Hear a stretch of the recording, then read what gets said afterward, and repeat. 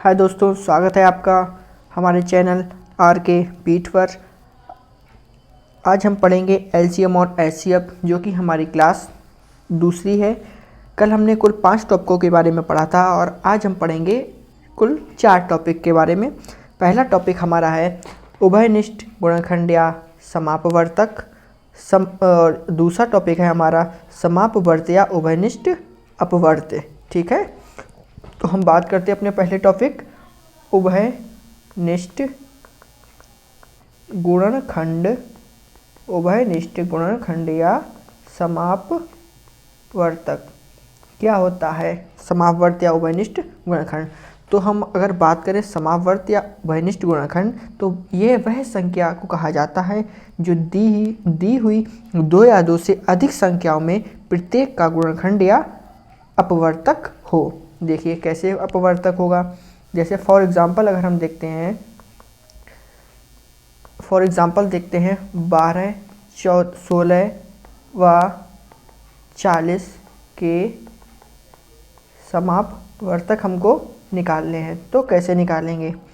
पहले हम क्या करेंगे, 12 के अपवर्तक निकालेंगे। क्या निकालेंगे? अपवर्तक। इसी प्रकार 16 के क्या निकालेंगे? अपवर्तक निकालेंगे। इसी प्रकार 40 के भी क्या निकालेंगे? अपवर्तक निकालेंगे।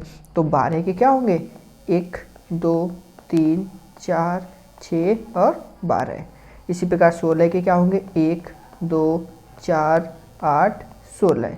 इसी प्रकार 40 के होंगे 1, 2, 4, 5, 8, 10, 20, 40। ठीक है, अब बात आती है हमारी किसकी? समापवर्त। किसकी आती है? समापवर्त। तो हम ये देखते हैं इसमें समापवर्त में कि इसमें हमारा कॉमन क्या आ रहा है। कॉमन देखते हैं तो कॉमन हमारा एक तो 1 आ रहा है। देखिए एक तो 1 आ रहा है। क्या आ रहा है? 1 आ रहा है। दूसरा आप कॉमन देख रहे हैं, एक तो हमारा ये 1 आ रहा है। दूसरा देख रहे हैं एक 2 भी आ रहा है हमारा कॉमन। तीसरा देख रहे हैं एक हमारा ये 4 भी आ रहा है कॉमन। तो हम समापवर्त में कॉमन फैक्टर देखते हैं। तो हमारे कुल समापवर्त क्या होगा? समापवर्तक कहलाएंगे हमारे 1, 2 और 4। ये क्या कहलाएंगे? हमारे 12, 16 और 40 के समापवर्तक। ठीक है, अब हम बात करते हैं अपने समापवर्त। अभी हमने क्या पढ़ा था? समापवर्तक। ये क्या है? हमारे समापवर्त। अब हम पढ़ेंगे समापवर्तक के बारे में। समापवर्तक के बारे में बात करें तो इसमें भी हम फाइंड करते हैं इसी प्रकार से, लेकिन इसमें हमने क्या फाइंड किए थे? अपवर्तक। और इसमें क्या फाइंड करेंगे? अपवर्त। इसमें निकालेंगे अपवर्त। देखिए किस प्रकार निकलते हैं। नंबर 2 हमारी क्या थी? समापवर्त या उभयनिष्ठ अपवर्त। देखिए इसको कैसे निकालते हैं। इसमें हम निकालने के लिए क्या करेंगे? इसमें वह कोई संख्या 2 या 2 से अधिक संख्याओं का वह उभयनिष्ठ अपवर्त कहलाती है जो प्रत्येक संख्या का अपवर्त हो। जैसे हम फॉर एग्जांपल अगर हम बात करते हैं, एग्जांपल ही आपको बताएंगे तभी समझ में अच्छा आएगा। एग्जांपल की अगर हम बात करते हैं तो फॉर एग्जांपल देखते हैं 5 और 8 का उभयनिष्ठ अपवर्त हमको ज्ञात करना है। ठीक है, तो हम पहले 5 का क्या निकालेंगे? 5 के अपवर्त। क्या निकालेंगे? अपवर्त। मिस्टेक हो गया अपवर्त लिखने में, 1 सेकेंड। क्या लिखेंगे? अपवर्त। इसी प्रकार क्या निकालेंगे? 8 के अपवर्त। अब अपवर्त देखिए, 5 के अपवर्त क्या होंगे? यानी कि पहाड़ा। अपवर्त मतलब क्या होता है? पहाड़ा मतलब गुणनखंड अनंत तक होंगे। 5 क्या होगा? 5 का क्या होगा? सबसे छोटा 5 लिखेंगे। फिर 10, 15, 20, 25, 30, 35, 40 अनंत तक हो जाएंगे। 8 के लिखेंगे। 8 है, 16 है, 24 है, ठीक है, 32 है, ठीक है, 40 है, 48 है, 56 है, और फिर लिखते जाएंगे। अब बात करते हैं किसकी? हम अपने उभयनिष्ठ अपवर्त की। तो उभयनिष्ठ यानी कि उभयनिष्ठ मतलब दोनों में हो। तो 5 और 8 का हम इस प्रकार से भी लिख सकते हैं। क्या लिख सकते हैं? 5 और 8 का सबसे छोटा उभयनिष्ठ अपवर्त 40 है। अब कैसे होगा 40? हमने क्या बोला था? उभयनिष्ठ अपवर्त। क्या बोला था? उभयनिष्ठ उभयनिष्ठ उभयनिष्ठ। इसमें देखो 5 नहीं है, 10 नहीं है, 15 नहीं है, 20 है नहीं है, हटा दो, 25 भी नहीं है, 30 भी नहीं है, 35 भी नहीं है, 40। ठीक है, क्या आ गया हमारा? उभयनिष्ठ अपवर्त हो गया 40 आ गया। ठीक है, अब हम बात करते हैं अपने लघुत्तम समावर्त का अर्थ। देखिए लघुत्तम समावर्त क्या होता है, किसको क्या कहते हैं, क्या कैसा क्या है इसमें। अब बात करते हैं हम लघुत्तम समावर्त की। किसको बात करते हैं? लघुत्तम समावर्त का अर्थ 2 या 2 से अधिक संख्याओं का एलसीएम या लासा। वह छोटी से छोटी संख्या होती है जो उन संख्याओं से पूर्ण रूप से विभाजित हो जाए, इसे कहते हैं लघुत्तम समापवर्त। ठीक है, अब जैसे कि हमने जैसे में भी लिखा 6 तथा 8 का लासा, तो 6 तथा 8 का लासा हम जब ज्ञात करेंगे तो देखिए हम इसमें भी अपवर्त को ही निकलेंगे, अर्थात गुणज। अपवर्त का मतलब गुणज भी कह सकते हैं हम। 6 तथा 8 का क्या लिखेंगे? 6 के अपवर्त, 6 के अपवर्त, या हम इनको क्या भी बताया था हमने? गुणज।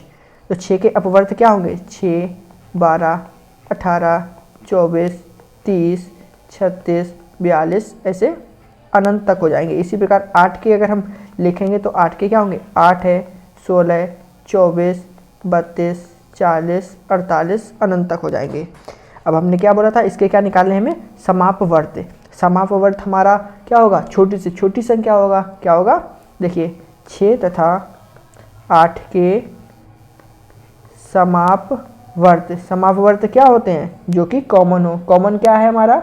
देखिए 6 भी नहीं है, 12 भी नहीं है, 18 भी दोनों में नहीं है, 24 आ गया। ये भी, यहाँ पे भी 24 है, यहाँ पर भी 24 है। फिर हमारा अगला जो नंबर है वो कौन सा आ रहा है?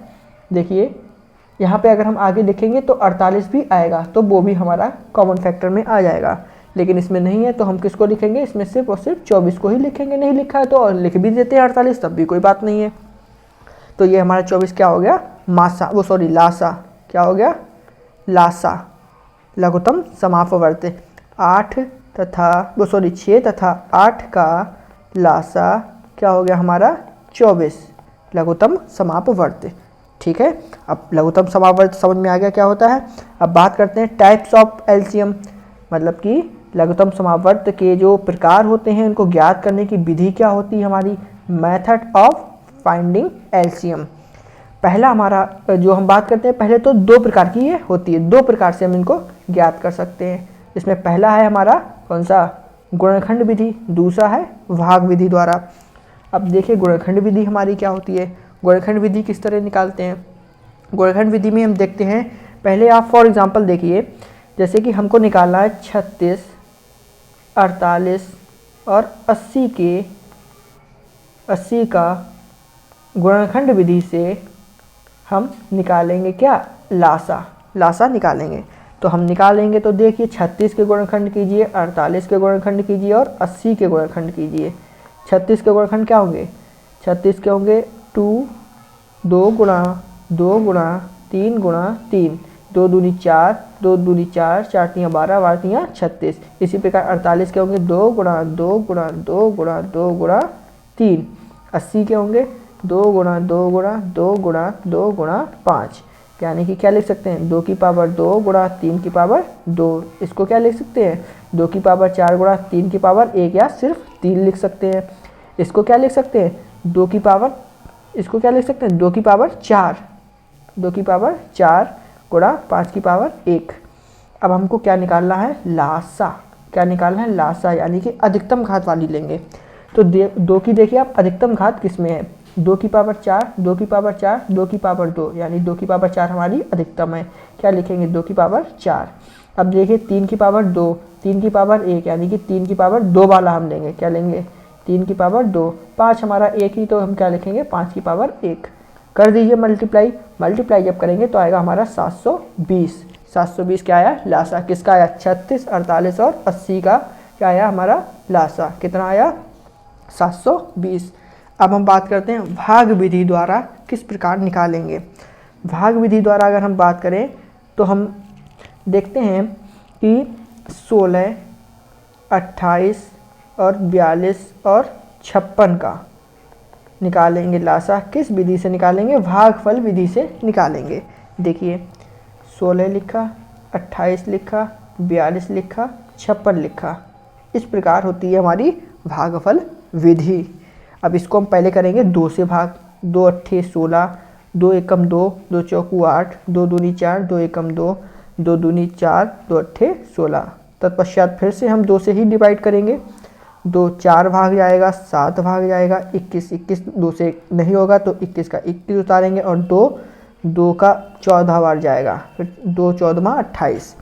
अब हम फिर से पुनः 2 से भाग करेंगे, 2 दूनी 4, 7 21 2 सत्ते 14। अब हम किससे भाग करेंगे, 7 से भाग करेंगे। ठीक है, 7 से भाग करेंगे तो यहाँ पे 2 ही आएगा, यहाँ पे 7, यहाँ पे 3 आएगा, यहाँ पे 7 आएगा।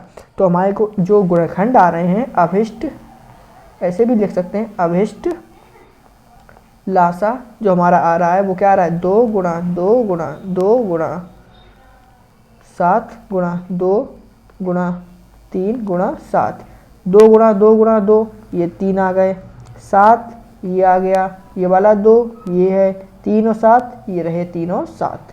ठीक है, अब इन सब की जब मल्टीप्लाई करेंगे तो हमारा क्या आएगा, 3 3 6 अर्थात 336। यही हमारा क्या हुआ, भागफल विधि द्वारा, मतलब भाग विधि द्वारा हम किस प्रकार एलसीएम ज्ञात करते हैं, ये आपका हो गया। अब हम बात करते हैं अपने महत्तम समावर्त यानी कि मासा पा। क्या है हमारा महत्तम समावर्त ज्ञात करने की विधि, मेथड ऑफ फाइंडिंग एचसीएफ। कितनी विधि होती है हमारी इसमें, 2। कितनी होती हैं, 2। तो हम पहली कौन सी है, गुणनखंड विधि, दूसरी है भाग विधि। गुणनखंड विधि किस प्रकार की होती है देखेंगे, चर्चा करते हैं गुणनखंड विधि की। तो इसमें हम गुणनखंड विधि की अगर हम बात करें तो पहला उदाहरण हमारा जो है एग्जाम्पल वो है 60 60 60 ना लो, छोटी संख्या लेते हैं, एक सेकेंड। पहली संख्या हमारी है 16 28 16 28। ठीक है, का मासा किस प्रकार से निकालेंगे, किस प्रकार से निकालेंगे, गुणनखंड विधि से। तो देखिए गुणनखंड विधि से हम किस प्रकार निकालते हैं, कर लीजिए 16 के गुणनखंड, 16 के गुणनखंड करेंगे तो क्या आएगा, इस प्रकार से भी हम कर सकते हैं, 2 अट्ठे 16, 2 चौकू 8, 2 दूनी 4, 2 एकम 2, क्या है गुणनखंड, 2 गुणा 2 गुणा 2 गुणा 2। ठीक है, इसी प्रकार हम बात करते हैं इसके 28 के निकालने की, तो 28 के भी निकाल सकते हैं ऐसे, क्या करेंगे, 2 एकम 2, 2 चौकू 8, 2 सत्ते 14 और 7 एकम 7। 28 के क्या होंगे, 2 गुणा 2 गुणा 7, ये हमारे हो गए हैं 28 के गुणनखंड। अब हम इसमें निकालते समय ये ध्यान रखते हैं कि इसमें हम उभयनिष्ठ लेते हैं, यानी कि जो उसमें कॉमन होता है, या हम कह सकते हैं इसमें हम वह घात लेते हैं जो छोटी हो। इसमें क्या लिख सकते हैं, 2 की पावर 4, इसमें क्या लिख सकते हैं 2 की पावर 2 गुणा 7 की पावर 1। तो कम घात किसकी है, दोनों में 2 की पावर 2 कम है, तो इसका जो मासा होगा, अभिष्ट मासा, वो होगा 2 की पावर 2 यानी कि 4। ये हमारा क्या होगा, गुणनखंड विधि द्वारा मासापा ज्ञात हो गया। अब बात करते हैं अपनी हम भागफल विधि द्वारा किस प्रकार निकालते हैं, इसी का ही देख लीजिए। 16 और 28 का मासा किसके द्वारा निकालेंगे हम, भाग विधि द्वारा। तो देखिए इसका भी 4 आएगा, लेकिन विधि देखिए आप, 16 को हम 28 से भाग करेंगे, 16 को जब 28 से भाग करेंगे तो कितना जाएगा, 16 एकम 16 कितना जाएगा, 8 में से 6 जाएगा तो हमारा बचेगा 2, और 2 में से 1 जाएगा, बचेगा 1। अब 12 को हम 16 से भाग करेंगे, 12 एकम 12 कितना जाएगा, 16 में से जब 6 में से जब 2 जाएंगे तो हमारे बचेंगे 4, और 1 में से 1 गया 0। फिर हम इसको 12 को यहाँ लिखेंगे और 4 से 12 को डिवाइड करेंगे, 4 3 12, यानी कि हमारा पूरा डिवाइड हो गया, और जो हमारा अंत में उत्तर बचा है वो है हमारा 4। तो हमारा जो मासा हो जाएगा वो हो जाएगा 4। ठीक है, यही हमारा क्या हो गया, आंसर। थैंक यू क्लास, आशा करते हैं आपको आज हमारे जो कि शुरुआत से पढ़ाए थे, हमने क्या पढ़ाया था, उभयनिष्ठ गुणनखंड तथा समापवर्त है। समापवर्त या उभयनिष्ठ अपवर्त है। लघुत्तम समापवर्त का अर्थ या लघुत्तम समापवर्त कितने टाइप्स के होते हैं? गुणनखंड विधि, भागफल विधि, महत्तम समापवर्त ज्ञात करने की विधि, गुणनखंड विधि और भागफल विधि आपको समझ में आई होगी। अगर हमारी क्लास अच्छी लगी हो तो प्लीज़ लाइक कीजिए, कमेंट्स कीजिए और हमारे क्लास को शेयर कीजिए और चैनल को सब्सक्राइब कीजिए। धन्यवाद।